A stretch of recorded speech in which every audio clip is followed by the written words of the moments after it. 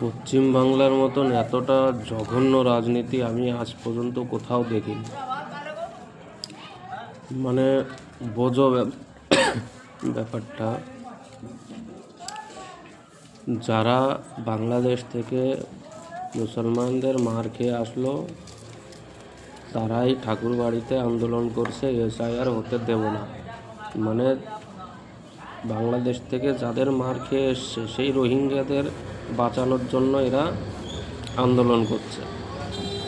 আবার এরা নেমে পড়লো রাস্তায়। বিএলও অফিসার যারা আছে, বিএলও কাজ করছে, ব্লক লেভেল অফিসার, তারা আবার ধর্নায় বসে গেল, অসুস্থ হয়ে পড়ছে।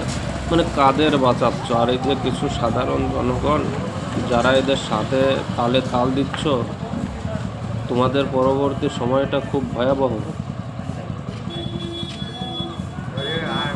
তোমরা এই ভারত ছেড়ে কোথায় পালাবে সেটা দেখো এবার।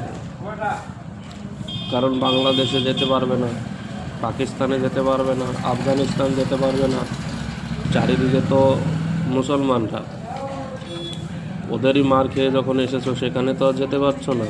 এবার কোথায় যাবে সেটা ভেবে নাও। মানসিকতা দেখো মানুষের। এই জঙ্গিদের, এই অনুপ্রবেশকারী মুসলমানদের, রোহিঙ্গাদের, এদেরকে বাঁচানোর জন্য মানুষ রাস্তায় নামছে, আন্দোলন করছে, শাসক দল করছে, তার সঙ্গে সাধারণ জনগণ করছে। বিএলওরা যারা একটা সাংবিধানিক পোস্টে আছে তারা এই কাজ করছে। মানে এদের মানসিকতাটা কোন লেভেলে চলে গেছে সেটা একবার ভাবার বিষয়। সাধারণ জনগণ আপনাদের মাফ করবে না কোনো দিনও। পরবর্তীকালে আপনাদের ভয়াবহ পরিস্থিতি হবে, তখন কেঁদেও কুল পাবেন না।